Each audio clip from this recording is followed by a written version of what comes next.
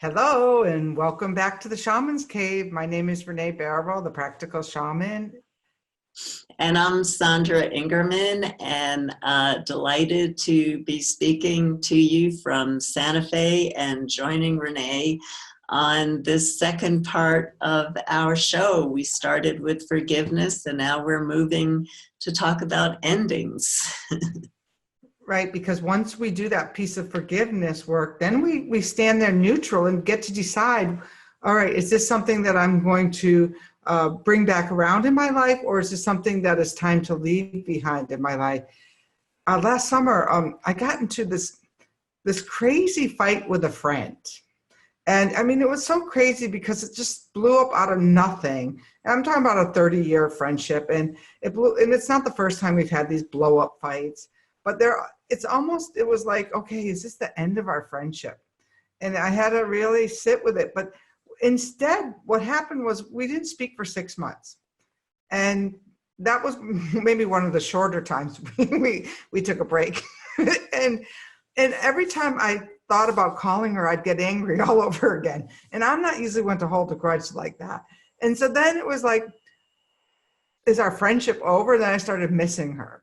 But then I'd get mad again. And so then it was like, I had to get to neutral and then realize, okay, this friendship's not over, but I really needed that time away from that relationship to grow into a new state of myself and when I was taking my wind walks, I could feel it, that I was like walking with a little more strength and a little more clarity and a little bit.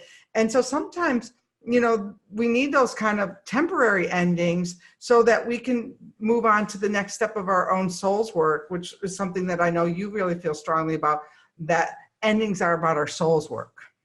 Absolutely. We are nature, and we can't escape that. We are nature. No matter how much we want to hide in our homes, we're always going to be part of nature's cycles. It's who we are. And so nature is always creating and destroying. Always creating and destroying. There's always death and rebirth. There's that cycle of death and rebirth.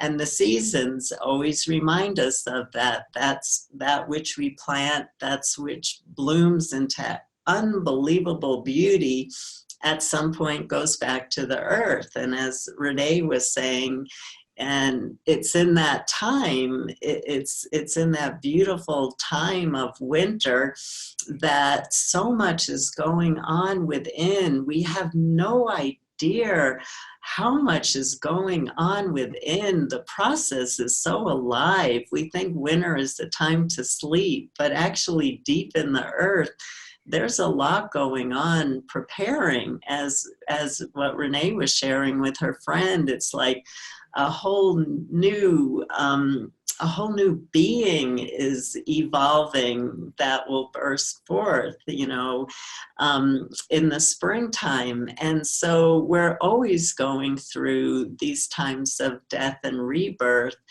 And so we have that big end at the end of our life called death. And then we have the endings that we experience throughout life.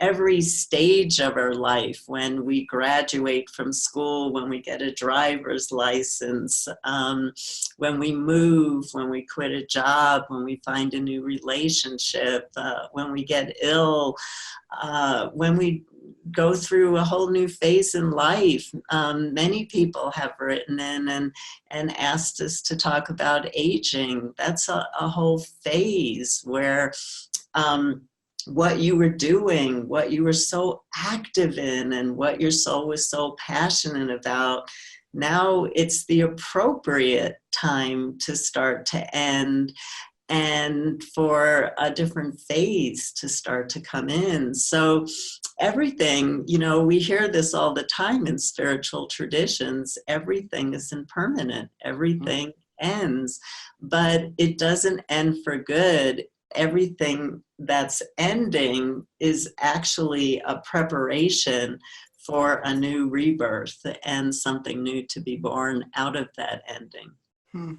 I love shamanism, and for that, I've been doing this research and talk on nature-based traditions and addiction treatment, because what's happened over the last 10,000 years is that instead of being on these cycles that, you know, that you're just talking about, we got put onto a timeline, a commodity timeline, like how much can you produce and what's at the peak of your production, and then the decline. And so what I've been doing is putting it back into a cycle, so that when I talk about addiction, it's like you could show the addict who's a 20, 30-year-old addict or whatever, that this is just only one piece of their cycle, that this is only one part of that learning, and that there's another cycle waiting right beyond there. And so that there's a natural cycle to addiction, as well as there's a natural cycle, you know, to life and death and the week. And even in my Wind Mastery program, I teach it twice a year. I teach it in the spring so that you can plant stronger seeds for the next 3 cycles. And then in the fall, because I think the fall is one of the most important times of that cycle, when we think, oh, the fall is when I'm going to get the harvest and that's the payoff. No, the payoff comes way later. This is like, what am I going to store up for the winter to what's going to be those juicy nuts that are going to sustain me and through those things. And then, you know, there's this place of a gap. No one likes to bit in the gap, where there's the gap between this ending over here and the next thing starting. There's an absolute natural gap in nature. And I learned about it first when I did my Hembleche, when I was up on the mountain for 3 days and 3 nights. I noticed, I don't know if I was hallucinating, but I noticed there was a gap between the time that one day ended and the next day began. It was like this just moment of where everything stopped and it reset itself. And it was like this, it was just this incredible discovery. Wow. Yeah. It's really interesting. You know, when I used to have, I still do a lot of remote healing work. But because of how much I'm teaching, I don't see clients in my office anymore. But I used to have a really full practice, you know, for most of my time teaching shamanism. And I was always prepared for the same thing. Every fall, all my clients came in and said they felt like they were dying. And I said, yeah, well, have you looked outside to see what's in nature? You know, I mean, it was always amazing. You know, I could always just expect it, you know, because we're so tied to nature in ways that we don't comprehend, because on an egoic level, we feel that we can separate ourselves from nature because we have homes to live in. But we can't. And so it's really interesting for you to journal or to spend some time in nature and reflect on different phases of the year, different cycles of the year. How do you feel that your feelings are actually in harmony and right on schedule if you watch long enough, if you journal long enough, not just a day, but for a year? If you reflect long enough, you'll see how you're right on track during the different seasons, if you watch what's going on in nature. Interesting. When I started the Wind Mastery program this fall or the spring, I decided to do the journal challenge because, and I don't know if this happens to you, but after writing a book, I was winded. I just didn't have anything to say for a minute. And that's went on for about a year. And I think the editor started to push me like, okay, all right, well, you sat long enough, time to start to write again. So like I sat in that gap and then I started to write again, and then everything, the floodgates opened back up. So sometimes when we see this ending as a death, and I'm never gonna wanna do this again, and I don't know how I did the first one. For me, luckily, and I hold on to things way longer than I should a lot of times, but I gave up a restaurant in my early 30s because it was just a financial hardship. And it was really a set of circumstances. And one night after I closed the restaurant or sold it or whatever I did, I had this dream where they were coming in and stealing my stove and stealing my refrigerator and stealing. And what I learned from that really young was that this was all borrowed time. You know, the fact that I had an awesome restaurant, a farm to table restaurant in the, you know, in 20, 30 years ago, before it was cool, was borrowed. It wasn't mine. It was, you know, something I got to pull out from the cosmos and borrow for a while. And then I moved on. But, you know, we get so fixated and so planted. Yeah, and the tricky part, especially around endings, is that oftentimes we feel a tremendous amount of pressure. Like I know I feel I pressure myself a lot of throughout my teaching of shamanism. Should I stop teaching this particular subject? Should I? And I could drive myself crazy trying to decide what the next step is on my journey, what's the next part of my evolution. But the thing is that it's not something for us to decide. It's something our soul has to decide. And so one of the things I teach in all my healing workshops, whenever I teach any kind of shamanic healing work, is oftentimes a client who was given a terminal illness or some really serious diagnosis from the medical profession, comes for shamanic healing work and wants a practitioner to actually journey on, am I going to live or die?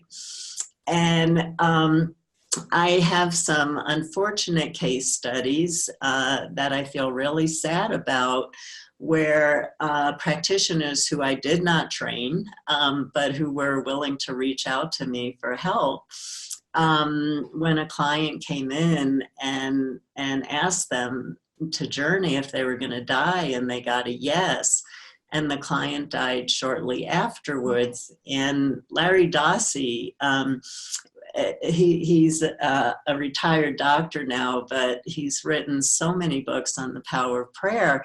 But he wrote a very courageous book early on that people were really honored him for, about how doctors oftentimes, not meaning to, it's just part of their job, is to say, you have 2 weeks to live, and the research showed that that seed got planted and the person died in 2 weeks. And so, you know, Larry talked about, and I talked about, was that person really going to die, or did you plant a seed and then the psyche really took it in, and it gets really complicated.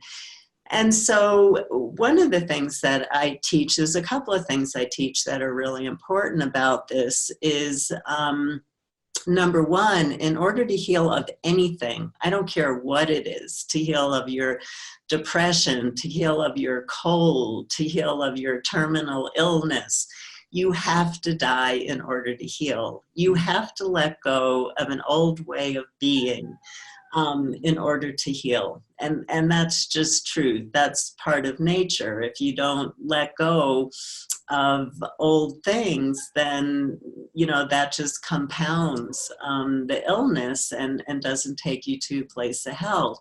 So you have to end something in order to heal. So if a client comes to you as a practitioner and says, am I going to die? The only true answer is yes. Because you're going to die if you live, and you're going to die if you die. There's going to be an ending. There's going to be a death, no matter what happens.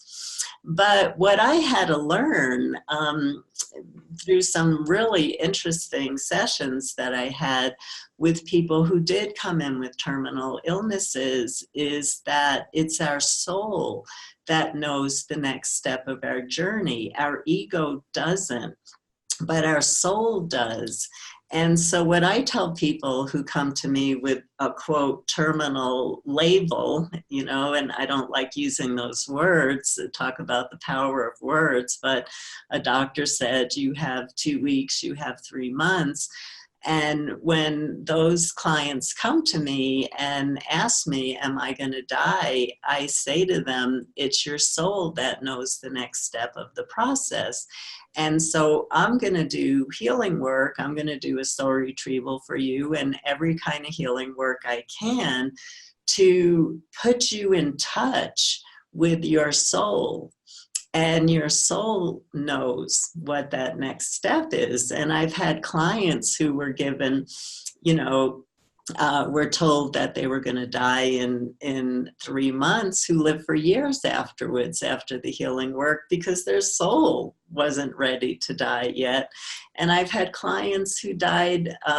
One of the things I teach in my workshops is if you do any kind of shamanic healing work on somebody who's close to death, they might die instantaneously because they needed the energy from that shamanic healing to be able to leave their body. Some people are actually too sick to die. I mean, it's crazy, but it takes energy to leave the body. And so sometimes with shamanic healing work, when people are close, when you do a shamanic healing on them, they leave instantaneously. You just had to revitalize the soul enough so that the soul could take its next step.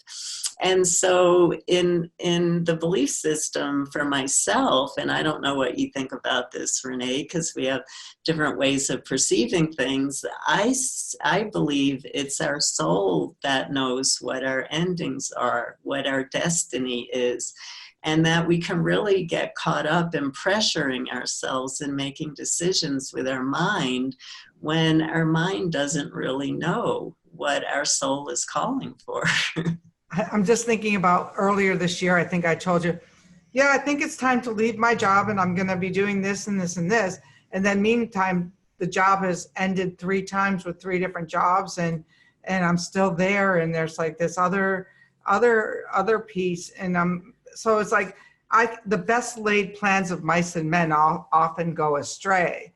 I was thinking when you were talking, I had this client when I was, relatively new practicing healing work with people, and who was our work together was to prepare her for the exit. And I kind of feel like I felt like I failed because, the 2 days before the day before she passed, I did this meditation and I saw that there was a hook into me, which we were talking about, that soul stealing. And I was like so furious at that moment that I was like, take that hook out of me right now. It's your turn to die. And it was like, boom. And like, she went within 24 hours. And I mean, but she had put hooks into people where she could still breathe their life. And, it was a really interesting learning experience for me. And I had told her once, because she always wanted the healers. I mean, she spent hundreds of thousands of dollars on healers trying to live, and doctors and all of this. And I said, it's not necessary. My work isn't necessarily to help. Healing doesn't mean living. Healing doesn't mean that you're gonna healing might mean dying in this particular case. Absolutely. Yeah. I mean, we really don't know. And there are just so many, we're using examples around people actually facing death, but we're all facing death every day. And I'm not saying our mortal death every day. We're all facing the death of something every day. And the times that we're living in right now, as human beings, we have beliefs that need to end because we're not evolving into a new state of consciousness if we're holding on to all the beliefs of our childhood. We have parts of our life, things that we're doing that we need to change. We need to sometimes end friendships. We need to end work situations. We need to cut cords with certain energies that we're still really attached to, because until we do create that end, we're not free to move forward into the next step of our journey. And our soul is always bringing us to another step of our journey, just like nature is always bringing everything that's alive to another phase of growth. And so all of you who are listening, you're always being faced with endings all the time, even if it's graduating from school and looking at what you want to do next. And even if it's for those of us who are starting to reach a particular age and what do I want to do now? What's the next step of my path? And then there's everything in between, you know, so there's really a lot for us to consider. Endings are a natural part of life, and endings happen on a very constant, cyclic nature. And sometimes people are so afraid that either we hold on too long and that creates a particular type of illness, or sometimes people are afraid of missing an opportunity and jump into an ending too quickly before actually it was the soul's timing. And then all of a sudden we realize, whoa, we ended that too quickly. I think I jumped too fast, you know? That reminds me of the person who jumped off the Golden Gate Bridge and has survived. Like, it wasn't their day to die. No. You know, the hardest ending for me has been in my life is, and maybe people can relate at home to this, is the ending of a dream.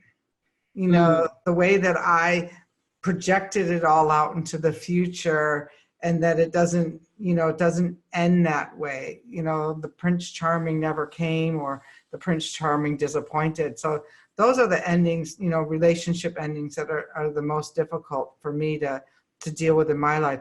Sandra's going to do a journey today on endings. Yeah, because what I've been sharing and trying to bring through to you is that, yes, sometimes we have to use our thinking mind and we have to use common sense. And when we see enough signs coming from the universe, we have to listen, because if we don't listen, we get the big sure enough and end up in a situation going, wow, you know, I should have left when the time was right. And so I'm not saying that our mind has no role to play, because we're responsible for using common sense, and we're responsible for watching signs. But there's another level that most of us ignore, because our soul is oftentimes the driving force into these endings. Our soul is actually calling for these endings, because the endings are going to actually lead you to something that your soul's journey is yearning for. It's the next step of your destiny. And the next step of our destiny, we're typically blind to with our mind. And so those endings that we're not really sure what to do sometimes we have to talk to our soul, because it's our soul that knows the next step of our journey. If the next step of our journey is life, or if the next step of our journey is death, if the next step of our journey is to stay where we are, even though it's uncomfortable for us and it's not a time for endings yet, or our soul is saying, I don't care how much you love what you're doing right now, there's something else, and it's time for you to grow, and you're not growing because you're too comfortable in what you're doing. And so all of a sudden your soul comes in and creates an ending that you weren't aware of, and takes you out of your comfort zone, because that was supposed to happen. It was part of your destiny. So this is a short journey, and I'm going to drum for you for this journey. And so what you want to do is, and you might want to repeat this journey when you can get quiet, because Renee and I have been talking, And we've all of a sudden put all these ideas out there, and your mind might be spinning right now and might not be able to get into a quiet space. So you want to do this journey, start this journey now with us, and then repeat it when you can get more quiet. Because what we want to do is we want to go beyond your mind. We want to travel deep inside yourself. And I don't even know how to tell you how to do that. Just keep your intention that you want to travel deep within to talk to your soul. And once you get there, ask your soul what it is striving for, what it desires, an ending that needs to happen in your life right now so that a bigger opportunity can manifest in your life. What is your soul asking you to end? What is your soul asking you to walk away from, no matter what your comfort level is? And again, you might need to repeat this, but we're going to start and just see what happens.